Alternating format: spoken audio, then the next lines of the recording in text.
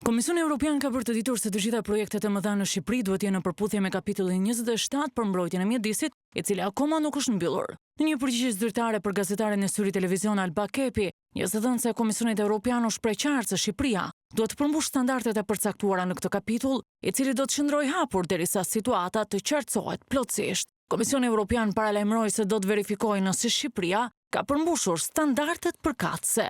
Komisioni Evropian është në kontakt të vazhdueshëm me autoritetet dhe shoqërinë civile shqiptare.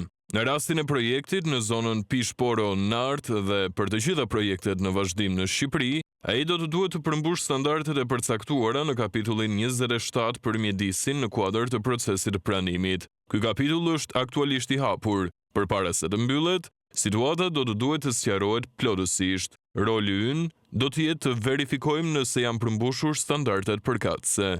Ne inkurajojmë autoritetet shqiptare të vazhdojnë të ndërmarrin hapa që mbështesin përmbushjen e standardeve përmbyllëse dhe të ndihmojnë Shqipërinë të ecë përpara në rrugën e saj drejt Bashkimit Evropian.